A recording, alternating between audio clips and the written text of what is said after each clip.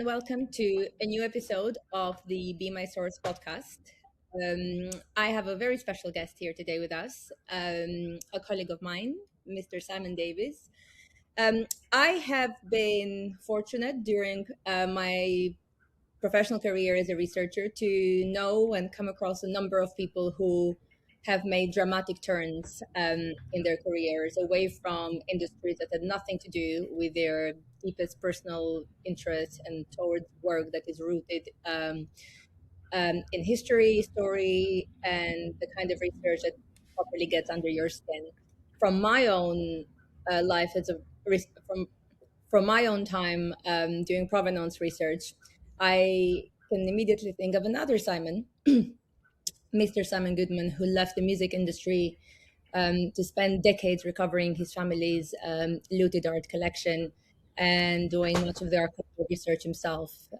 You can read about his family saga in his book, The Orpheus Clock, which I had the pleasure of reviewing many years ago. Um, and to me personally, there is no one more interesting than someone who will roll up their sleeves, more literally than metaphorically, to dive into research. So, sitting here with me today is Simon, who's kindly agreed to what will possibly another very long conversation with me. Um, so that I can poke and explore and find out and tell you all a bit more about what he's currently working on, what he's built previously, his what he built in the tech world, including a Facebook exit, among other things. And so I'd like to welcome Simon. Thank you for saying yes almost immediately to this invitation. And give us a little bit of an introduction. You are now professionally in a place where I don't think you yourself anticipated you'd be in maybe 20 years ago. Yeah, Is that first fair? first thing I did is I got to scratch my nose while you were talking there, and I was looking. I could see me on the screen looking very statue-like, and I was like, "Oh, my nose itches," so I just got to do that. They're much better now. Yes, so yes, I work in an area which is something I love, which is history, nostalgia, and family history, local history, which certainly isn't where I would have aimed to be, or not aimed, or thought I would be. My early formative days were to do with my school saying, those are the exams you're best at: maths, physics, and chemistry. Right, you better do those for your final exams. And then, oh, I don't want to do any of those, so I'll do engineering, because that sounds different to all of those. And then, but it just, as much as it's a great subject, it wasn't for me. And I realized that what I really enjoyed most was history and stories and getting under the skins of people and their experiences in times gone by. And I've come back to it. So so I spent most of my career I pretty much immediately turned my back on engineering, and I worked in early stage venture capital during the dot-com boom, which was a fascinating time. I was never actually a financier. I was more like a consultant helping. I mean, I was a graduate initially, so I was helping the team with doing strategy reviews of all these dot-com businesses coming through this bizarre cycle of overinvestment and hype, and yet underpinned by something clearly new and revolutionary that was going to settle down once all the people who decided they could get rich quick on it had faded away and left the rest of us who were trying to actually craft something useful. So I spent my period, the first part of my career in that space, and then really I had then the desire to start things on my own and invent and create. And I'd say I'm more of an inventor than an entrepreneur in many ways. I mean, don't tell my investors. It's not my primary drive is to make tens of millions, hundreds of millions, billions of dollars. I see that as a byproduct. If the wind blows in your direction and you make something truly useful, and actually being driven by passion and insight for something, this gives you a much better chance of doing that rather than methodically for the sake of it. Anyway, so I got involved in starting some companies. Was always lucky to be involved with some really smart, interesting people. we all say that, but you do need those people, especially if you're not technical like me and you're about to set off into the world of tech. So initially, I got together with some wonderful people from Israel, actually, as it happens, who'd been based in London, and we started a company called Snap2, which is the one that we later sold to Facebook, and it was basically a way of getting the old feature phones that we had before iPhones and smartphones, to run apps. It was a crude technical world, but one in which you could make great leaps with simple technologies. We were pioneering what would become cloud computing, to deliver apps running in the cloud to these old phones, or these old-fashioned phones now. And it hit a sweet spot in the emerging markets, where kit was cheap, budgets were low, and actually it was the dawn of the smartphone that led to our explosion, because we basically mimicked a smartphone app experience on things like the old Nokias and Sony Ericssons and even Blackberries, actually. And in places like India, Indonesia, Africa, some parts of South America where people couldn't really afford iPhones, it went mental. Like 42 million users in 18 months, I think it was, because basically we were bringing the internet to life and the experience of apps on mobile phones, and there was a lot of luck involved in that. We didn't anticipate the emerging market angle, but we saw it taking off, and so it was a wonderful, exciting time. If only we'd appreciated it more at the time, because it meant like, oh, we seem to be working in India. Let's get on a plane, go to India, and work it out, and find content partners and distribution partners, and learn about a new country and new people, and have wonderful adventures. And then moved on to Indonesia, and where one of our partners gleefully took me out for dinner and said, "What do you think of that?" with some local food that he put in front of me, and said, "That's lung." I was like, "Oh, yeah, it's lovely."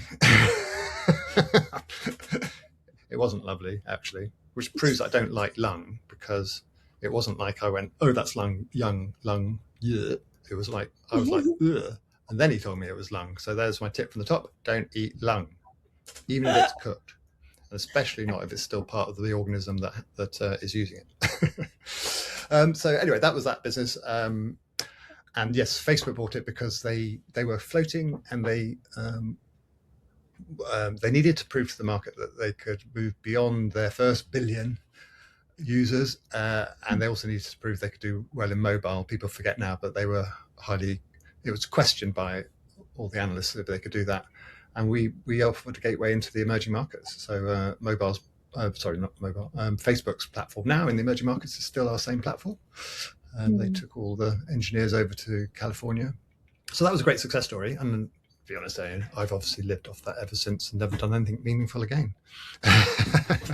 No, not quite true, but I've certainly, it was a real door opener. And just, it proved one thing to me as someone who not particularly had great confidence throughout life, but it proved to me that if you're right about something and it works, and you're nice to people, and you find some nice people to interact with in useful places and positions, there's no reason why you can't actually find a way through, a breakthrough, and succeed in it. So that really, in many ways, I think it was the making of me, leading towards where I am today, where I'm much more considered about what I do and doing it for the right reasons. Anyway, fast forward, did actually have another business after that in the sports sector, which again was looking really promising. It was a social sort of concept in the sports arena that was doing reasonably well. I think we knew where we were going, but I have to say that was very sadly killed by COVID. We dealt with live sports, football especially. We were having a great time in Italy working with the broadcaster of Serie A and some of the clubs, very colourful characters running some of these clubs. I won't mention any names or what they do when they stand on tables and take their trousers off, but that's another story. The sun doesn't go in, that's for sure. And so that business failed basically. So it was a bit sobering and sad for all the people involved. And I licked my wounds during COVID and finally let myself go on something that had been nagging at me, which was my own family history. Mhm. I have lots of documents and records and various things, and I started researching it for literally a whole year, like with no job. So a very luxurious position to be in compared to, I talk to genealogists now, they're always like, if only I had the time. But I gave myself the time for a year, and it was a wonderful adventure.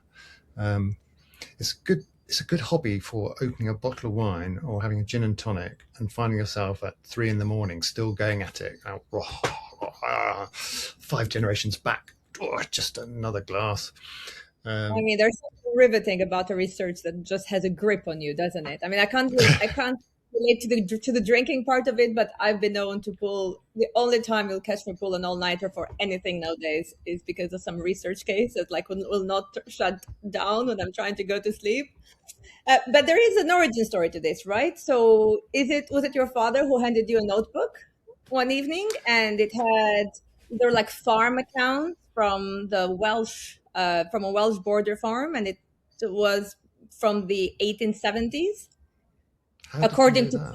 I can't. well,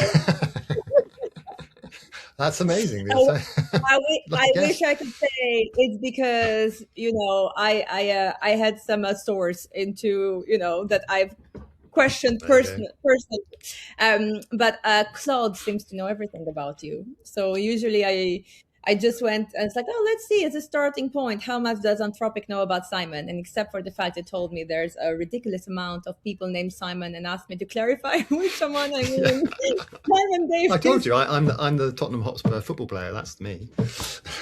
I'm like, no, not like that. We're into cycling, not football. Definitely not our audience. Like, keep looking. Yeah, Yeah, it but you seemed know it to makes things up. It makes things up. But I mean, if it sounds good, absolutely. I'll claim it. But not this one. I mean, apparently, you did get a notebook from your Yeah. So well, father. a couple of origin stories actually. But yeah, so that one was I'd started at this point, but I was at my parents. My lovely father, who's 91 years old and still very healthy, touch wood. He said, "Oh, you might be interested in this," and it was this lovely tortoise shell. In fact, why don't I show you? I'll show you. Oh, Let's yes, bring it please. to life. Uh, let's remove.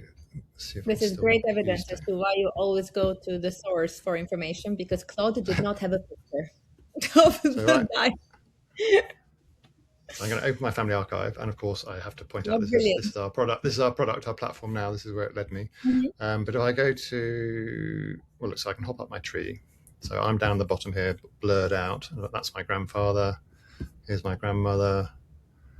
And if I go to her grandfather, Thomas Poole, 1835, 1905, and we go and look in documents. Here is his diary, and where's the cover? So you can imagine this. It's not tortoiseshell, but that design, that classic Yeah, Victorian sort of cover mhm, design, which is already interesting, isn't it? So I think it's absolutely. like A5. It's sort of quite narrow. Why do we care? I do. I like to know what dimension it is. Very important. So Very these are the page, and look, so this is the middle. So I'm gonna just collapse the trans. So what was in this? Well, you can see at the top here, farm accounts. So last one, mhm. 1876. So this whole book, right through to the middle, is his farm accounts. And because I'm a bit of a sad geek, I read every page of the farm accounts for about 50 years. I was, you can see his handwriting. Like you're in the same space as this guy, my great great grandfather. But in the middle, he suddenly had this bit here, and I'll just read. It's February the 3rd, 1900, being kept in the house under the doctor with influenza. I have copied out in this book some of the events that concern me and my friends in a quick farmer's life, also the years and dates of them, as some descendant in years to come may look them over and think about old farmers. And wow, so complete electric shock moment. And it's like, my God, just think of him in that. I mean, I know exactly the room he would have been in this farm in Shropshire. Right, and you can hear the scraping of whatever quill he was Mhm. using. I mean, it's probably was an ink pen. Oh no, it would definitely have been an ink pen. But you know how a fountain pen scrapes. Mhm. So you can hear Absolutely. the scraping noise. Um, and he's putting this stuff. It's just amazing. And anyway, so he went on. I think it's actually like sort of some. I reckon there's a deeper diary somewhere, and these are like extracts. But he goes through pretty much 50 years of the 1800s. That is amazing. I mean, that's a great, for lack of a better plan, that's a great origin story.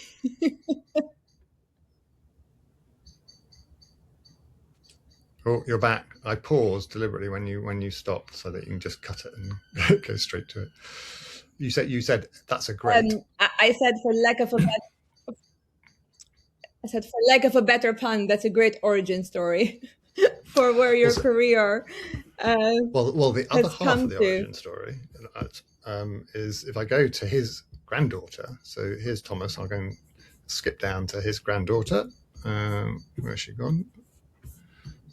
Sorry, over here. My grandmother, born in 1897. And I go and look at her artifacts. Oh no, documents.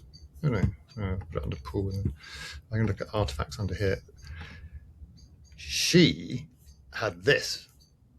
Oh wow.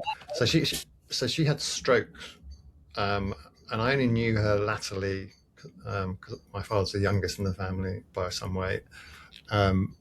So I only knew her sort of slightly disabled and in a chair, which was a lovely, warm personality. And I'd sit with her, age like 10. So this is how I knew it's something that really interested me. Come on, load up.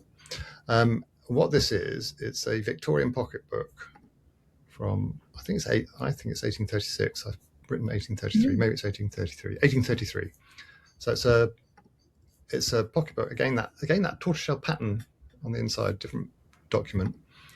So that gives you scale with my hand there. And I've got my daughter's tinsel nail varnish on there. I can't remember why she put that on me, but that's what daughters are. So there you go, 1833. So this is like for keeping commercial accounting like records. Right. You have a store, I guess. But what is in this book, this exquisite handwriting, made by my something like 3 times, 4 times great uncle, I think, Geoffrey Poole, this guy, 1807 to 1854. This is his family history research notes. Oh wow! And this is really where I started. And I had this before. So I lived briefly with my uncle and aunt on the Welsh border when I was doing an internship at my uncle's offices in engineering, which I loathed, but that's another story. But it was lovely being there. My grandmother had long since died, but I found this because when we're staying with people and we're living there for a while, we don't go snooping around there at all, do we? We don't never look in any cupboards or anything. But I went snooping around and I found this pocketbook in a bureau, and it was. And when my aunt then died years later, I went to it and I took it to my uncle and I said, look, I know what this is. Do you mind if I take it and do right by it, transcribe it, make sure everyone knows about it? And he's like, sure, which is very good of him. And he's sadly passed now. So look at this, Trefnanny Farm. After great-grandfather's death, this widow kept up the dislike to eldest son, Geoffrey, for marrying against wishes. She sold £600 worth of timber off the estate. This is in 1801. And every available bit of stock left the house in ruins, so that the son came in. When the son came into possession, there was nothing but bare land. So this is my 4 times great-grandfather who came into possession. Trefnanny Farm. I have no idea where that's. So that my first quest as COVID struck was to find Trefnanny Farm. And ultimately, it took me going to the National Library of Wales and finding the tithe maps from 1840, 1838, 1840. And they're seeing it written out finally on a map. And they also write it Tref Nanau, ending AU, and it means Tref township town of the Nanau of the Nanau. The Nanau were one of the 2 original princely families of Wales, and there is an estate Nanau. I think they became Jenkins, but they started out as Nanau. So anyway, I had this pocketbook to go at, and which I should probably complete the reason why this exists in when you were asking me about what I did. So during COVID, I started writing up my family history. These were the sorts of things I had at my disposal. After a period of time, I felt that I wanted to share this with my family. So I made a WordPress website. And then after a bit, I was like, wow, this industry needs some real solution to really express, share, preserve maintain our family histories, our ancestral past. And actually, that's a generic principle that applies to all history and nostalgia. This notion of archiving, but archiving in a more dynamic, fresher way. And also in a way that is actually about extracting the stories, the personal part on top of the original records. So the records are fantastic. If you're a family historian, you go to ancestry.com, you can knock yourself out in the billions of records as I do, and you build the structure and the factual framework of your past, but then it's pulling these things into it and bringing it to life and knowing them. That's the deep fascination piece. And then coming across something like this, there's just one more page I must show you, because it's you talking about the electric shock goosebump moment. This page here, this guy is basically saying in, let's say, 1836, February the 2nd, 1836, from Llansanfroid Register. There's a church called Llansanfroid on the Welsh border, and he has gone into that church and the graveyard, and he has written down a record of every ancestry he can find in that church. That Geoffrey Poole was buried 13th March 1679. I mean, you won't be able to go there and find it. Those graves have probably vanished. They'll certainly be illegible. And this guy himself, Geoffrey Poole, buried in 1854, be very lucky to find him anywhere. I think he's actually down in Chiswick, as it happens. So this is the sort of stuff that inspired me and got me going. And the mission. How far back to them? So the Poole family, because of this book, actually, so this is my grandmother's maiden name was Poole, and these are all Pools. They go back.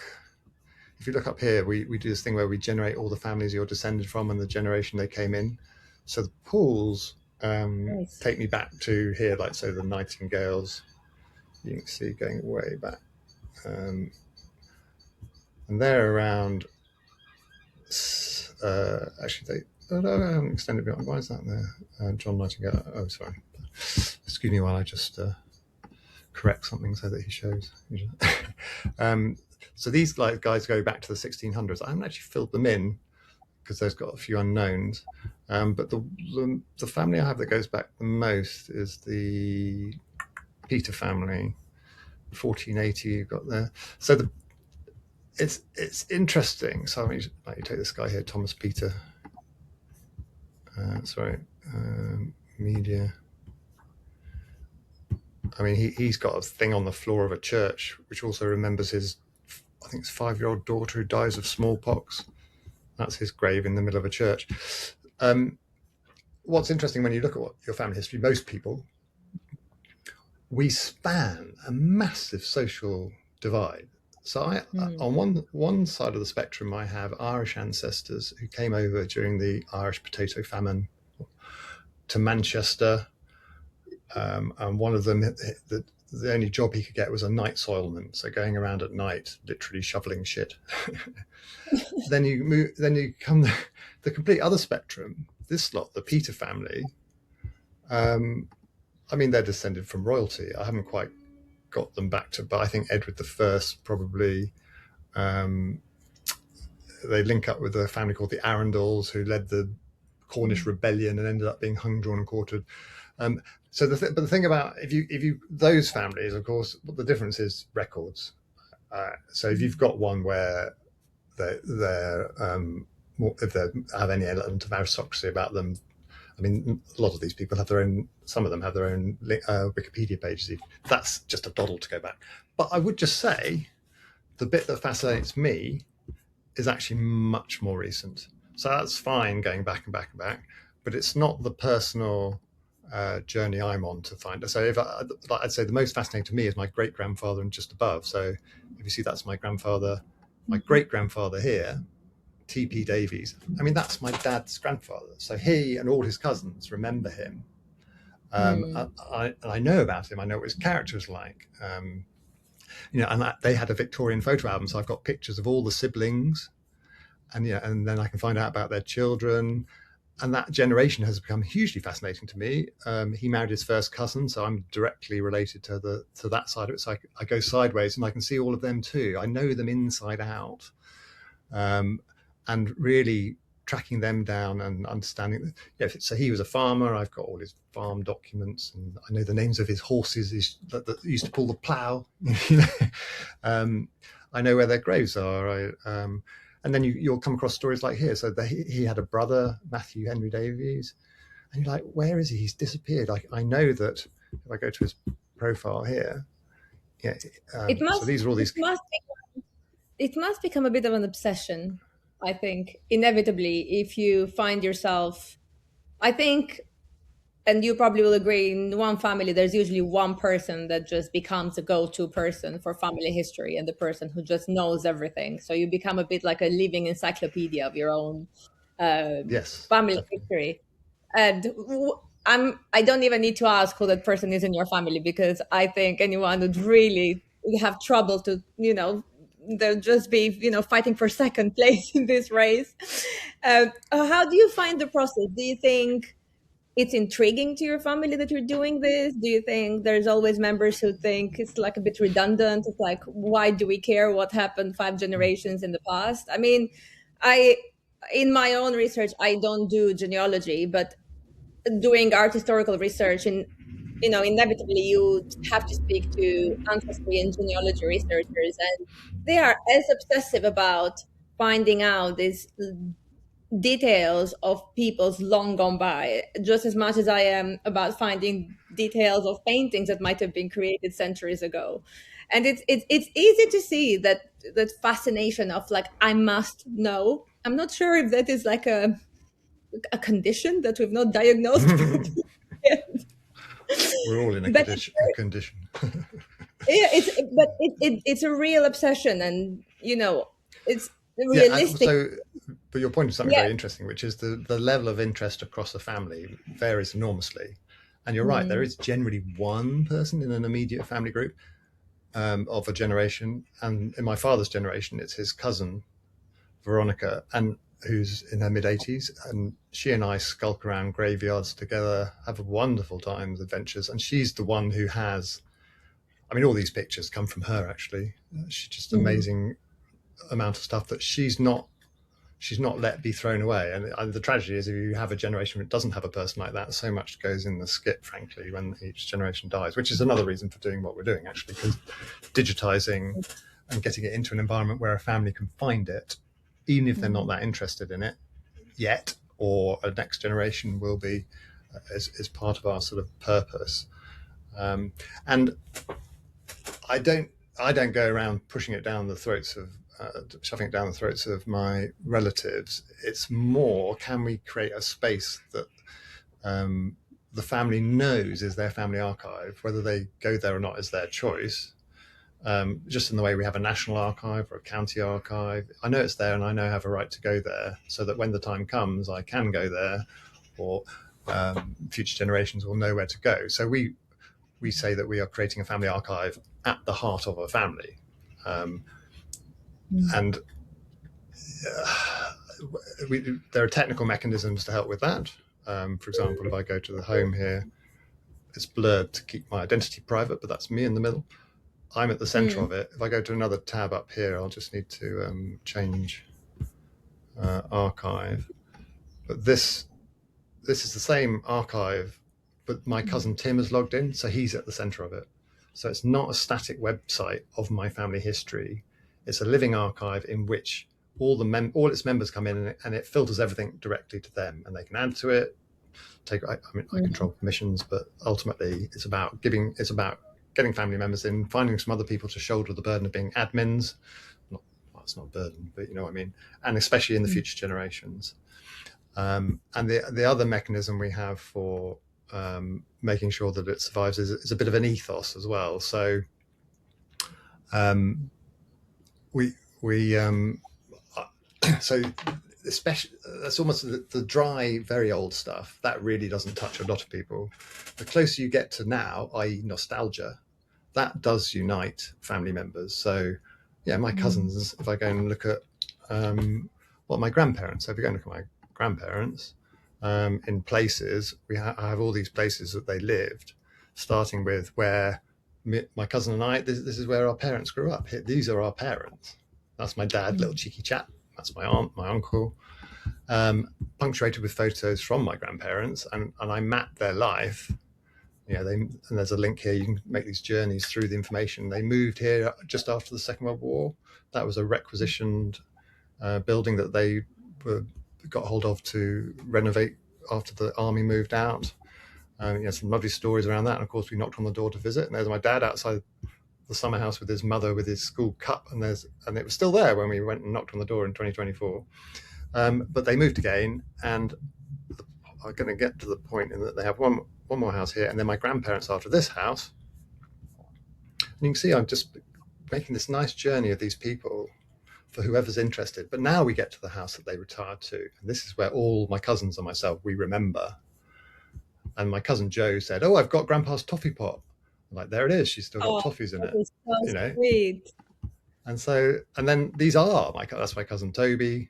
They're all a bit older than me. Almost like half a generation older than me. But there's my grandmother, who sadly was paralyzed down one side when I knew her. But if I'd been born earlier, she was clearly a lovely, cuddly grandmother. And there she was, a box on her head. But these are all my cousins. So that everyone's interested in this. That's me, in case you're interested. No. What an intelligent-looking child. So that brings us in, but then the other thing that we emphasize to people is, well, go in and start capturing your own childhood, and then that obviously extends out to your siblings, and raising your own children if you're of that age. So raising your own children, and ultimately you're making a record of yourself. So these are the things that glue people in. And then what we're doing on top of that is that we're capturing the future past. So actually, it's a place for putting events that happen now. And in that way, it has something to offer everyone in the family should they choose to accept it. So it's got stuff for the geeky family historian like me. It's got stuff for the people who are a bit nostalgic about days gone by but not yet over the hill, if you see what I mean, still within sight. And then it's a real place to go and actually create the proper record of your family life, raising your family, because frankly, today, where does it all sit? It's all on your hard drive, it's on your smartphone, and we're overwhelmed by volume, frankly. And if I go to my parents today, 91 and 85, if I go there today, I know where our nuclear family archive is. It's in the corner cupboard. It's a bunch of photo albums, there's some VHS cassettes, no cine film. My grandfather had the cine film, but that is our little family archive. I can go there. So we're constantly working on mechanisms now that sift through all the noise, allow you to extract out memories and nostalgia. And I just need to turn Slack off. Did you think there was a really visible gap in the market that other people had potentially identified? Because again, from the Facebook era, people kind of started treating Facebook like a memory repository. And it was very much a place where you would post nostalgia content and, pictures from the past, tag relatives, or, go to discover relatives. And, from the way that Facebook and other social media platforms have sort of, developed, I find that they were not there quite so much for handling memory. It's a good place to sort of publish, or it's ephemeral, isn't it? It's instant, and absolutely. it's about instant social gratification, which it wants to generate, so that it generates intensity of period, the amount of time you spend on it, so they can sell more advertising. I mean, that's the fundamental model, right? I think Facebook ultimately has a great opportunity to start organizing that. They've dealt with death. Okay, so they had their initial phase where people started dying, and I think is it by 2050 or 2030 there'll be more dead people on Facebook than living. So what do you do with that? First thing they had to do was, what do you do? Someone's dead, but you still got this echo of them, and they've worked. I think they've done a good job on memorializing that. I mean, I can think of a lady I know who sadly died in the States, who her site is great, and people come to it on her birthday every year, but then there's 20, 30 years out where it's no longer as sensitive and it's really about, it's a record. So what do you do? So I think it'd be interesting to see how that develops. What we've done is, actually, we've done a combination of the two. So in many ways, we've generated a sort of social network area around it. So we have this whole community thing going on, like here. So I can, without the advertising and very specific on what you're interested in. And within it, we have groups of communities. So here we've got the Shropshire Family History Society, the whole members area. We've got a bunch of people in Queensland. We've got our own, we are members, etc. Anzacs, they love it down in Australia. And in that way, we're allowing people to do it the other way around. So if I go here, so so we do this thing for organizations who want to, in quote, archive, create a living record of anything that has history and nostalgia. Mm-hmm. So here in Shropshire, we've mapped every place basically. We have this wonderful mapping tool, so I put it in 3D and we go off and have a look at Acton Burn. You have a hub in Shropshire, right? There's a Shropshire Family History Society and you are really involved in it. Yes, so it's my sort of spiritual ancestral land, and so I'm really involved with the local history society, Family History Society, and so together we said, well, what can we do? And we've come up with this hub, which basically records all the history and family histories and local histories of Shropshire for its members and public facing as well, actually. But then very deliberately has a members area, so like a community. In the groups down here, we've got Shropshire Family History members there. So this, actually, I've just posted that myself today because I went to this event in Montgomeryshire at the weekend and visited 3 times great grandparents' grave to say hello. I've been there before, but I always pass and I go, hello, not forgotten you. So we have this area, and the way that works is that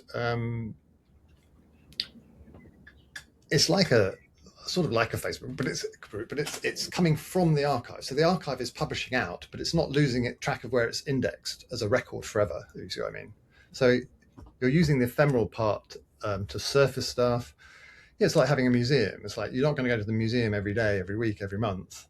But if the museum has something interesting, you'd like to know about it. So we think of our Shropshire Family History Hub as a hub for where members actually can come and lodge their memories. There's loads of people in the community who have so much research they've done that's just festering away on hard drives and all over the shop, and we're bringing it together, and also acting as a indexing point for other websites as well. So you just got this portal on Shropshire in terms of history and family history, but with this community bit around it, so it's no longer a place where you go and put things to be lost. If that makes sense. Enjoy quickly, lose it. It's like enjoy and make sure it doesn't ever get lost, so other people can enjoy it. So that's the how we fit in with social media, I guess. So you said you well, 2 comments on that. First, you seem to have skipped from telling me the story where apparently you went grave digging, which I would like to fish out. And secondary. Secondary, because we're speaking about the whole social media landscape, do you think that AI and avatars and all these new shiny things that we have now to play around are going to play a role into how we go about reviving memories of people that are no longer there, or try and make them a bit more come alive? It's definitely going to embellish it. I mean, we do have this notion, sort of this driving vision of, imagine you could have like the holodeck on Star Trek and go and walk through the valley, the lanes of Shropshire, and almost like you could take almost like a Minority Report thing where you've got screens up there and you can actually walk around the environment. I think that would be fantastic. I do think it shouldn't be overemphasized in that the essence is what it's your mind's eye ultimately. Like, we have 3D films, we have holograms, we have movies, but we still read books, because your mind's eye and your imagination is crucial. And if you're getting under the skin of people who've gone by and you're imagining, I mean, for me, it's like you feel such connection with these people long gone, as if a bit of them is in you. So you hope they're nice people, by the way. So if you've got some nasty ones, then, but whatever it is that draws you to them, I mean, you can't beat standing next to their grave, looking out across the valley to the farmstead that they used to have, and imagining them going up and down these lanes, etc. You can do things to jog that sense of imagination, and that's where all tools are welcome. So I think it's hugely exciting, and at the same time, don't get away from a discovery of the truth and the essence, if that makes sense. I mean, an interesting experiment was MyHeritage came up with this way of animating people. You could take a photo of an ancestor and animate like they had Abraham Lincoln. So I took my great grandfather on my mother's side, who I never met, died in the 50s, who my mother was very fond of. I called him Kiki, and she always says she remembered her most fond memory was after the Second World War. She bought her 2 ice creams in one go. 2 ice, they'd been through rationing, the war, and he bought her 2 ice creams. He had a glass eye because he had a motor car quite early on, and the windscreen got smashed when he crashed into a pony and cart, and he lost an eye. But anyway, another story. I put this portrait picture of him in old life, and it animates him. He sort of moves around and goes like this. And the one thing my mother said is that it's not him, because you can never remember what someone's movements were like. It just, he wouldn't have moved like that. It just was not him. No, I'm not saying you obviously if you have video of someone, you can make them realistic. But the thing that's special to her is the memory of the ice cream and standing there that day. And sure, you could kind of simulate that as a nice in the future, if someone, let's say in a couple of generations, go, oh, it was like this. But it's not as priceless as the actual memory itself and stating it. I think one of the things that we're working on is the way that we interact with content. So we're very much in a manual navigation world. Click, move on, menu.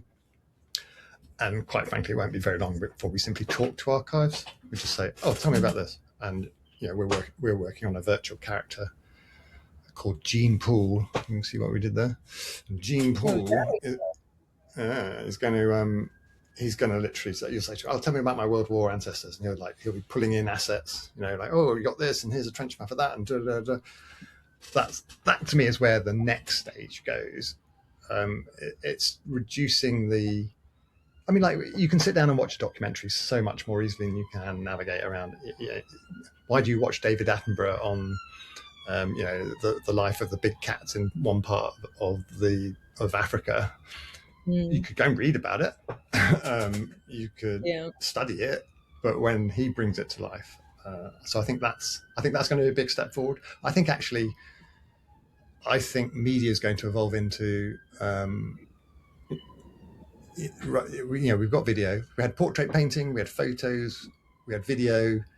I think now almost like little documentary that's of episodes in life.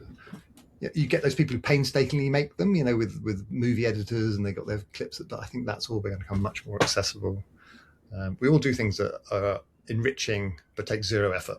That's pretty much the human race for you. We built in the Source app, there's a little icon at the bottom, and she's called Lexi. And she's like she doesn't speak yet. Hopefully she will one day, but she's your standby FAQ icon. So she knows everything about Source. So if at any point you are lost in the app, you can just type the question to Lexi, and she'll guide you, which is I do enjoy Lexi very much. Also because on the screen she floats. She's not a fixed figure. She floats, so it's always like bouncing about and really eager to answer. This is one of, your genealogy and historical research or art historical research, provenance research, they are all fields that more and more people find themselves interested and captured by them. But methodologically, the disciplines have not really changed the way they operate. And new tools, they help facilitate how we approach a job, but fundamentally, it's still one of those research parts of, you know, preserving knowledge that you have to physically go somewhere. You have to go to the archive. You have to go to the library. You know, digitization efforts have not even scraped the bottom of what we actually need access to on the day to day, which can range from information to about very famous people to information that seem to have been completely forgotten throughout history. And you know, it's one of those, like, perseverance is certainly the number one requirement to keep going and being successful into this line of work. And when we met because I was advised that the best person at the time that I could discuss source with, and we hadn't launched then, was you, which was a very fair recommendation, I have to say. And in the days since, I have annoyed you on numerous occasions to pick your brain about with feedback. But I do you think that there's a place where, like socially, do you think that we are giving enough attention or and enough push for people to be more involved and more engaged into these types of research that are not, you know, it's not desktop research, it's not, you know, the kind of research that is easy by any definition. So do you think there should be a bigger push for us to get more and more people really excited about, you know, doing their own research? I suppose I come back to the laziness thing. I'm answering on the fly here, so I reserve the right to change my mind totally. We'll start with a line of thought, which might be, again, back to this laziness point. If people are interested in a thing, what the research could actually come to them, because you start knowing that someone's interested in something, and you can draw them down a path. I mean, like, I don't think I'm going to push people into family history. Like, you should be in family history research. Get out there and look at it. I think it's more a case of, so like my daughter, for example, she went away to university this year. She clearly was a bit homesick, and suddenly she got all nostalgic, and she's been all over our family archive, building up records of our family holidays, her time at school, even now stuff she's doing at university. I think she'll go quiet again in a bit, and then she'll come back to it maybe when she has kids, etc. But it's starting to know her so that it could start. So the centers of knowledge, if someone's engaged with a center of knowledge for reason A, the way tech's going is it knows that person might be interested in this line. Have you, if she starts putting in a family holiday about, I know, why did we go to that place in France? And it turns out, we went there because that's where my grandparents went, and I clearly wanted to go and have a skulk around and work out where they. Do you see what I mean? It's not. I don't think I'm making a grand point, but I think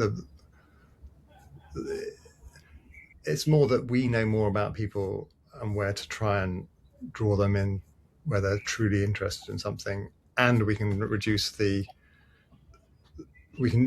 effort to do that. So let's say with Source, for example, if you're knowing that someone's interested in a thing, and given that like diddly squat percent of archival records, etc., are digitized, but you know where they are, suddenly it becomes, I'd really love to know about that, but you can, but it needs to tell you, because you don't have a lifestyle pattern yet that would lead you to know that you could even think of doing that. Really, I mean, why did Google work? Because suddenly you can find out things at the tip of your fingers. Yeah, but you need to think, I could. So I don't think that. I mean, what I absolutely love about what you've got is that it would never occur to me that I could delve into the furthest recesses of information where actually 90% still lives, and actually start to draw things out. I mean, you think about, just thinking of my more sort of history field, how do historians make their ones who are going to be genuinely interesting, but how do they make an impression and sort of see the light of day?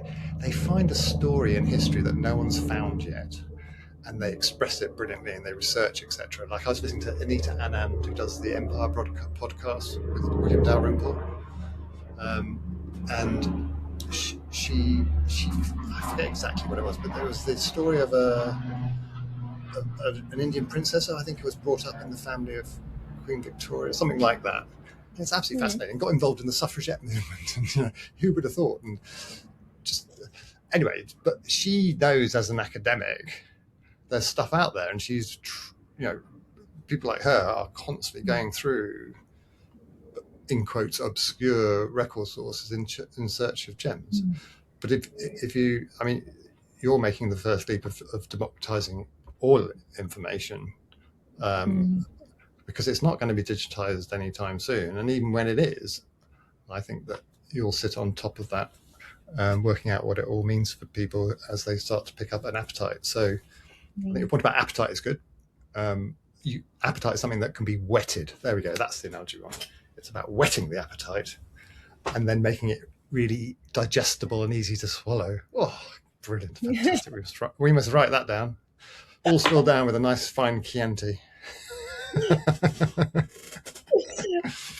In my mind, when I thought of I need to take this app out of my mind and make it an app so I can use it. It was just that the fact that it would open endless opportunities for me to complete my own research. A lot of it has been dragging out for years because I can't just up and go to Bolivia or to Argentina or, like anywhere in the world just for the sake of research. And then, all the issues that come with understanding the content and knowing if things are there or not, or if, the file that you're after actually has the information that you are after. And just taking out all these variables out of the equation and just bringing it down to paying for someone's time who is there to get to the information that they can physically access was a bit of a no-brainer, which is why Source never started as as an archival project. It wasn't just I want this thing from this archive and I can't go. It can be things that are in people's homes that they are willing to share. It can be private collections, it can be libraries, it can be repositories, it can be any sort of information that exclusively lives in hard copy, just written form somewhere, that not only is it not accessible to me, but that I might not even know exist.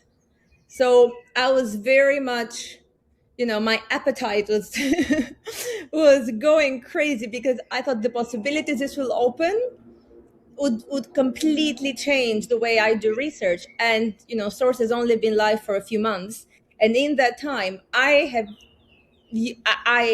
no problem saying I have been our best user so far, because now every time I have a research query, I'm like, great, I know where it is.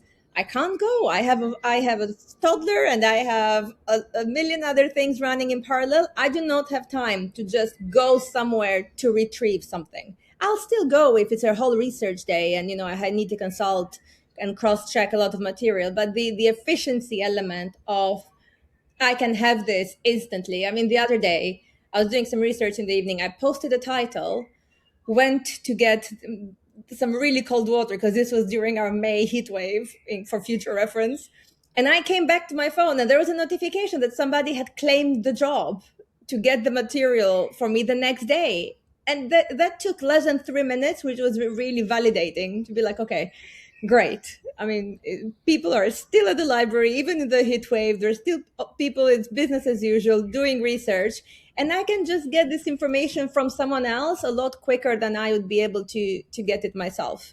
So even with VR, my husband is very good at documenting his family history. And I think currently he's got a PowerPoint where he's got like all the little, and I think they have a page on Ancestry as well. So I'm about to bring them all over to weare, so that he can just do it properly and start updating like title deeds and copies of wills and whatever it is that they have. But the lack of tools, it's really something that you only notice when you are actually in the field, like being able to visualize research is possibly one of the most important elements of research, being able to just step back and have a full image of everything you build. And I think it is so clearly organized on We Are. It's almost like pushes you to populate it and to add more things to it, and then to see how they look and how they relate to each other. So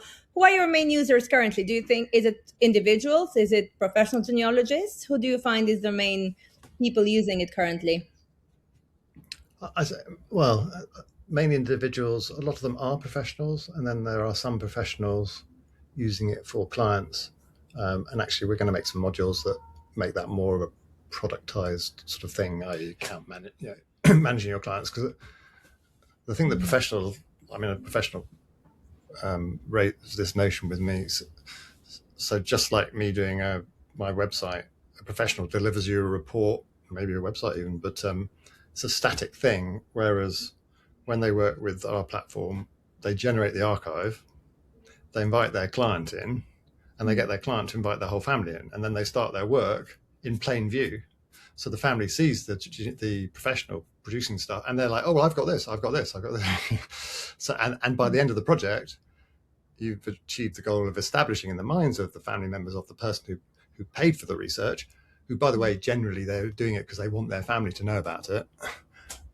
It's established in their minds that they have this archive available to them. So I'm quite excited by professionals, actually. But I loved your notion of unknown unknowns, basically, like information that's out there that you don't know about. So that obviously with with your source network, you can start to expose information that you didn't know was out there. And there's a direct analogy in genealogy, the notion of brick walls. I mean, all research can have a brick wall, but it's a phrase used religiously in genealogy, where you just cannot move on from a person. You can't. I'm like my 3 times great grandfather. I know where his grave is. I think I've got a birth record for him, all in a scrawl in 1763, and I just cannot get beyond it. And this is where you need to start being able to get into things like manorial records and land tax hearth tax records, even things to do with animals and livestock and court assizes. There are all these obscure records that you don't know about or can't interpret. If you start to have a platform that can say there will be stuff in these places for you, that the unknown unknowns, who was to know that? I mean, I think in Ireland, where they blew up most of the census records in the 1920s during the conflict, and finding parish records and things of Irish ancestors is just a well-known cliched nightmare. Actually, records of pets are quite useful. There's a database of pets because it has their owners and things like that. And who would have thought?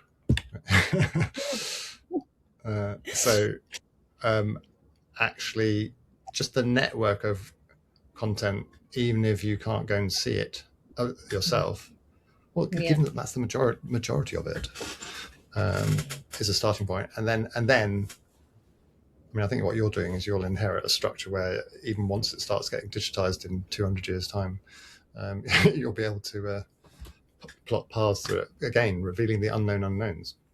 In 200 years' time, I might not be able to do it myself, but I'll make sure that it happens.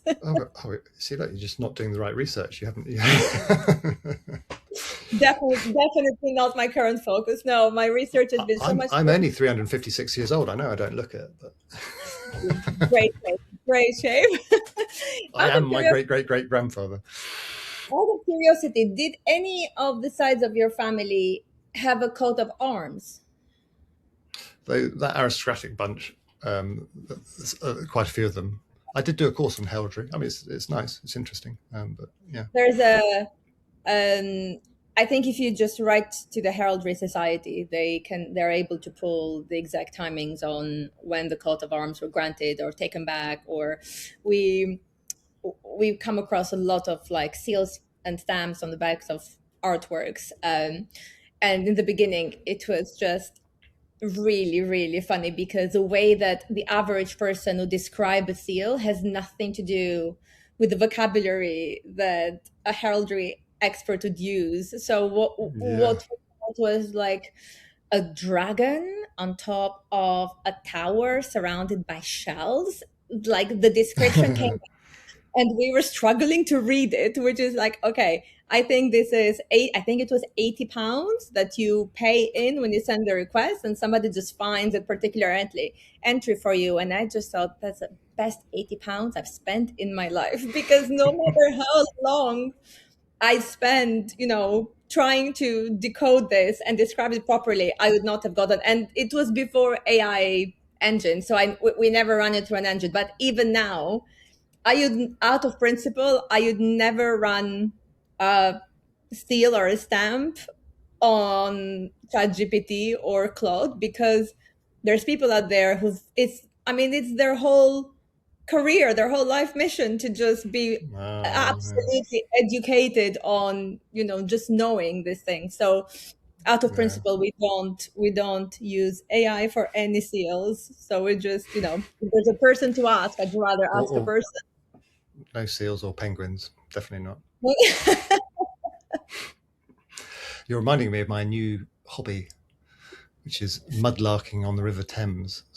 So I got this license from the Port of London Authority to go mudlarking, which is at low tide along in London. You can go and look for antiquities in the mud and gravel. Dear. And some people, they pull out seal rings from like the Tudor period. The guy next to me the other day, he found a coin from Charles I. And I went to a little exhibition of them, and this lady had clay pipes that were burnt because they were from a layer of sediment that was from the Great Fire of London. So you're making some good new friends, aren't you? Oh, they're my sort of people, definitely. I have to put gloves on because the water. I'm not sure what the water's like these days. Oh, there's an article on the BBC website a couple of days ago about this mudlarking guy who goes under the Hammersmith Bridge. You know, that beautiful Victorian bridge in green that they go under in the boat race. So famously, I forget the year, but late 1800s. I don't know. I can't no earlier than that. But anyway, it doesn't matter. This guy came up with a typeset, a font called Dove Type, I think it was, and they'd set all these little metal bits into the type thing to print books, etc. And having a typeset, a font, was a big deal and worth a lot of money. Like, you owned it, you made it, and there was some sort of argument between two people who believe they co-owned it, and and it resulted in one guy said the one guy was much older, and he said they'd agreed that it would be bequeathed to this other guy, the younger guy, when this other guy died. And as this guy got older, in a complete fit of pique because they didn't get on with each other, he went to the middle of Hammersmith Bridge and took the entire font, all these metal bits and pieces, and threw them into the Thames. And they've started finding it. So it's not just an urban myth, it really happened. So these mudlarkers are pulling out, and there's a BBC article and I think a TV program right now. So what's the ownership status of that then? Oh, always thinking of provenance at this point. So when you find something that, well, actually, it's only if it's over 300 years old, you have to notify the Museum of London, and if they think it's interesting enough, they'll request that you send it in so they can make notes on it, study it, etc. And in exceptional cases, they might keep it for exhibition, but otherwise they'll send it back. And I think actually they're besieged with stuff, but that's the official process. I don't know where you'd go with them. I don't think they're as old as that. Like the first time I went out, I got a bit of Tudor pottery. I found pins, like literally, they just look like pins, any dress pins. And they are, actually, but they're Tudor dress pins because they didn't have zips and things. And lots of their clothes had pins in them. And there are hundreds of thousands of them in the Thames. But you pick it up, you're like, the last person to hold that pin was a Tudor person all that time. You're going to say, the last person to hold that pin is dead. Very dead. Well, I did find this incredible hook-shaped object, and ChatGPT said it is what did it say? It's a replica talon of a velociraptor, specifically an Allosaurus. It's like, don't be stupid, of course it's not. Anyway, just basically I progressed and I worked out what it was. I posted it up. People making all these guesses, and is it a hook? Is it metal? Is it? Out of It's, curiosity, where are you posting all these discoveries? Because I might start following. there's loads of sites for these things, but I put some of them on our Facebook group for We Are, actually, because it's the sort of thing that us geeky genealogists love. It's just sort of history and nostalgia and stuff. But what it was if you imagine your jawbone here and you slice it off here and go around here, Right. a cow has a bone that goes like that, and it looks like a very mechanical man-made hook. So actually, it was the sliced off end of a cow's jawbone, still over 300 years old, because that's where they used to come down, bring them into London, and but that's what it was. You listen, you might be into genealogy and all this family research, but I tell you, there's an archaeologist somewhere in there that you have not let come Well, out properly. it's got to be instant though. I couldn't abide with that sort of dusting approach where you see somebody in a pit where it's taken them 3 years to get down 2 inches. No. I mean, it's that kind of patience. It's commendable. Judging by your by the story that Claude told me about you, you used your own bare hands to rip through a grave once. Yeah. Well, I can show you the Accurate? grave actually. Yeah. So, well, that comes back to remember that place, Trefnani Farm, I was talking about? Yeah. Let's just complete that little story then. I was not going to let this one go. You know, that's So here it is. This is Trefnani Bank. I found it. In my mind, it was on a Welsh mountain, driving rain, built out of granite. But actually, it's in here, nestling down there, in between the River Vyrnwy and the River Severn, quite a verdant sort of plain. I have my drone, Kevin, who when I go to like these ancestral countryside, he goes up and he surveys it all for me. He's a bit of a dude. So this is this place, Trefnani Bank, that was left dilapidated. That dilapidated old barn is a Dutch barn. It's listed because it's got this fine weaving of wafer thin oak, but sadly I don't think it's going to last much longer. There's that extract that I showed you from the book. There's a video there. This is Kevin going over the landscape. And here's my grandmother. So this is one of the tools on our website. You can make these illustrative little trees going up to this. These are the ones that so she left the place trashed, Jane Morris, because she disapproved of the marriage to Mary Lloyd. And this is my fourth times great grandfather here. So remember him, 1766 to 1844. Geoffrey, the oldest son, was always called Geoffrey. I wrote this article on the importance of being Geoffrey. Anyway, so that goes down through the generations. And this is the church chapel. It's at the end of the farm track. This is where they were buried. And here, it's in Montgomeryshire, Wales. And the Montgomeryshire Genealogical Society do these amazing, as do lots of family history societies, monumental inscription books, which list, so where people over the last 40, 50 years they've made a map, they've written down all the graves and what's on them, because frankly, over time they disappear. So I had to scrape out my 4 times great grandfather, who's in here with a load of other people. So that is my 4 times great grandfather, my father, me, and my son. So just all the generations in there. It's like quite freaky if you think about it. But the guy that we dug up, I'll just quickly open up. So this is Kevin's flight. This is the flight of Kevin, but I'll fast forward him. So he takes off from that churchyard. And you see that smidge there? yes. This was all lawn, but I armed with this map. There are loads of graves under here. So this map that's 40 years old basically told me that under that patch of grass, one of my ancestors was lying. So I'll bring him up, and he'll look down. He's looking now over to Trefnani Bank. All those fields, the exact hedge lines, they were there in 1801. It's pretty much unchanged. So now Kevin's going to look down. Good Kevin. Well done. Good boy. And I just pause him there. I see. Yeah. And I move him off so that that thing disappears. You can just see, can't you, there, the cutout? Yeah. Come on, go away.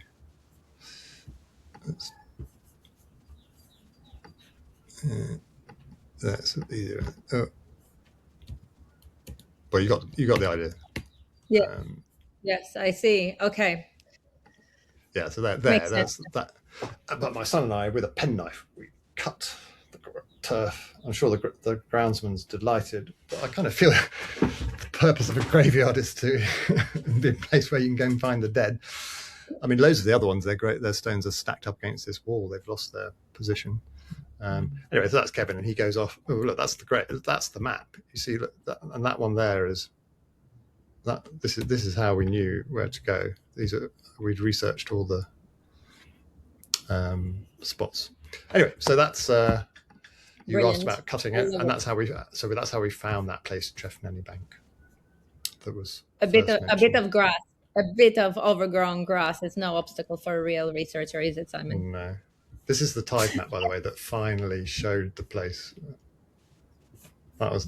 If you want to talk about epiphany moments, that was it. That was the first thing I was researching. I was like, woof! And this, I had to go to the National Library of Wales to get there. And there it was. There's the chapel here. Yes. So that's. I have a funny story. I do love cemeteries, and I live quite close to West Brompton Cemetery.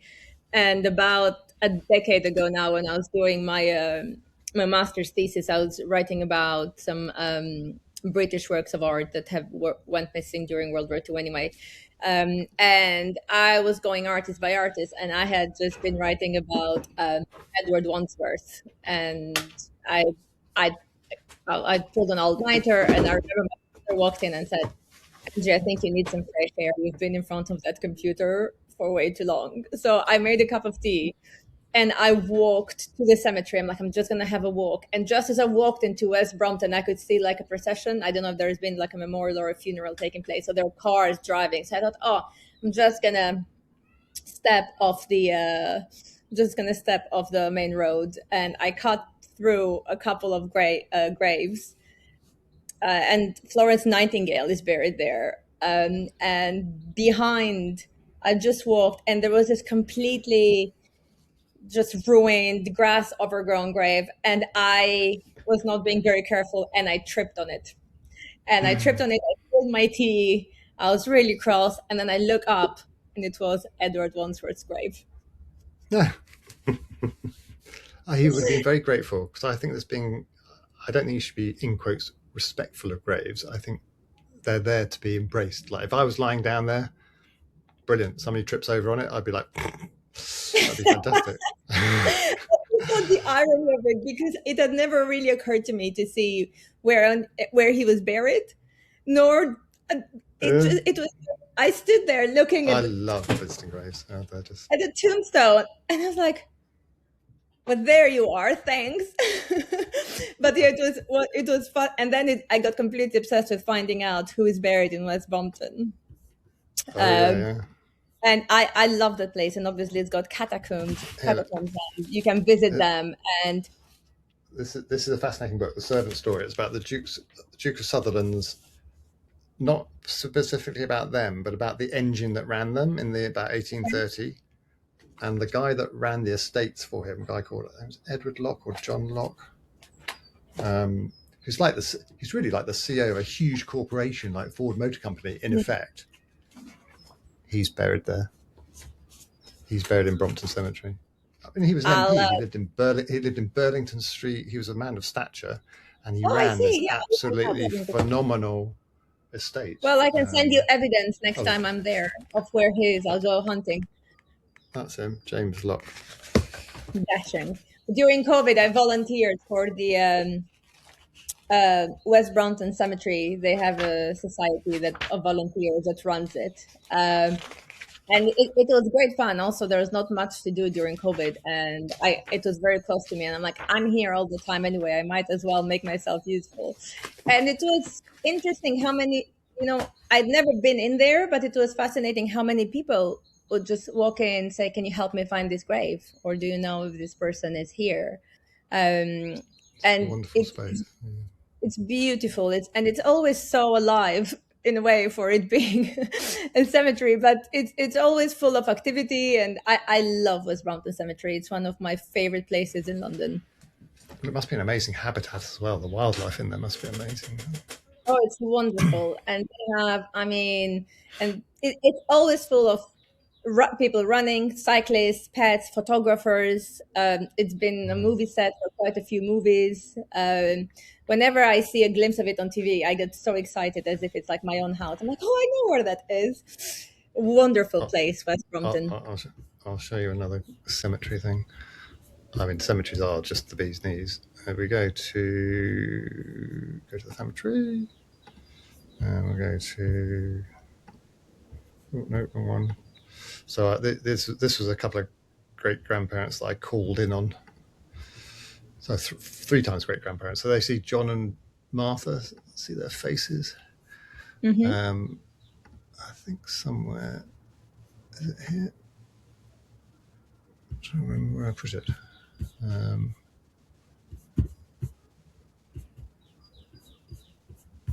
can't remember. Here we go. Right, so this is in a little corner of Montgomeryshire, and Kevin the drone, up to his usual tricks, he's going to fly from. So they're buried in this abandoned churchyard. So the church was pulled down in 1868, and I found a photograph of this church. It's in the middle of rural countryside. That's the original tithe map showing those are the fields, they and their farm, Plas Robin there with the red line, and the old church at the bottom there. And then on the satellite view, here's a picture of them. And buried in the graves next to them is her sister and brother-in-law, and that's their grave. So there's him. So imagine this this old cemetery, and Kevin's there, and he takes off. So that's got him and her. So there they are. I'd click forward, but it does that thing where it superimposes stuff and goes faint. But yeah, I'll do it. So there, that the sister is next to it. I had to pull that ivy down. That's an ivy tree has overtaken it, and I only know that she was there because through DNA and ancestry, that's the brother-in-law, and that's all that's left of his grave. It's D.A. David, but the monumental inscriptions tell you what was there. Anyway, this lady who is descended from the sister, there's me with controlling Kevin. She contacted me, and I was able to send to her images of her ancestor back there. So look at this thing. That is the entrance porch to the church that has long since disappeared. It was pulled down in 1868. So Kevin's having a good old fly, and then it's time to go up, up, up, up, up. And now you're looking over all those fields in front of you. That's where my ancestors would have farmed on that bank. So you can imagine them going up and down that bank. It's not just like a flat map. It's like it's got topography, and that's the old map of the 1800s. So you can see that I've got the graveyard in the bottom of the map, and then that's where they lived, which was pulled down in the 1870s. But all these fields around it match that map and the fields. So anyway, I won't labour it, but he does a flyby of where they would have lived, and all stemming from a graveyard. And he comes back, and he comes back, and he lands, and he comes back. I've got 7 of these. It's just such a brilliant way to capture their essence of the only things that are left of them now. Show their picture, show where they went. And do you see what I mean about, it's not just about, you can see why the people who are long since dead are not quite as interesting. They're interesting to give you an interest in the history of the period, because you can go, like, you can bookmark yourself in, say, the 1400s or the 1500s or whatever.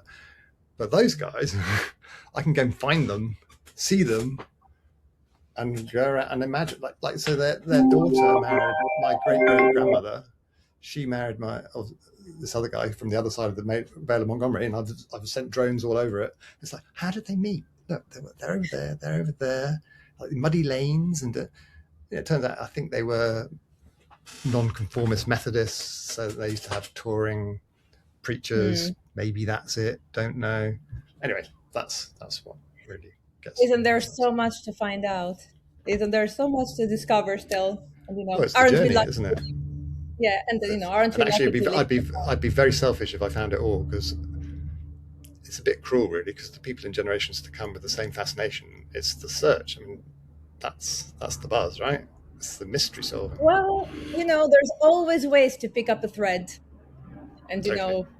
so don't worry. I am not worried that you are going to exhaust your whole family research for all generations to come. Definitely not. But it's great that we live in a day and age where if you can imagine it, you can just go and do it. So, if you have an idea of how you can make something you want to do better or work better or just help you organize research and then help others organize research, you can just go and build it. So it's great. I really look forward to see how Well, and you huge you guys too. become. As venture capitalists will tell you, the businesses they generally prefer are the ones run by people who have a genuine passion for the topic. I mean, it has its risks as well in terms of being commercial, but it means you have real insight. You did it for a reason. Yes, and I think we both share that. we do both share. I think there's no better reason to do something that you really want to use it yourself. It's all got to be quite self-serving initially. Totally. Oh, I'm not. I tell people that I made this for myself. You can help me make it better, but as long as I can still use it. Please don't come at me for lawsuit, because I always tell people I made this for myself. Now you need to buy it so it lasts forever. Yes, please make it possible for me to use it forever. Commercial success is important to preserve things, actually. Yeah. Fair. I mean, you got to start from passion, but then you got to come up with a really solid plan, because passion alone is not a very sustainable business model. So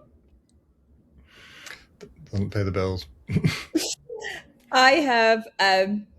I could go on for another hour and a half, but I'm very much conscious of how long people spend on podcasts. So I think we lost them a long time ago. If you're still here, Fred, if you're good for you. Mom and Dad, thanks. By the way, here's the code that guarantees winning the lottery. Okay, it's X362. Give me 1 second. Thank you. I'm gonna cut that out because that was my Amazon guy delivering a Wade vest I've ordered to go jogging in. Well done. No, I'm just saying for the two people who've left at the end, now we're going to announce the code to win $5 million. And all the other people missed it. Listen, you know what? Even if no one is listening, I'm going to go back and listen to this. Oh, I wouldn't waste your time doing that. Because I really enjoyed it. And I enjoy all our conversations. And thankfully, not all of them are recorded for people to be part of, because we tend to veer quite off topic. I know you're preparing for big bicycle race. Yeah, week Sunday. So I'm going to wish you the best of luck. I hope I need it. You made it on the top of that mountain and you get all the money to prove it. I will expect photographic evidence. Well, unfortunately, I can make that anyway. Well, I will check, Simon. I can send it. Do you want it before or after the event? That sounds great fun. I hope that next time we chat and that we have a lot more to tell about Source and about VR. But thank you for joining me. My pleasure.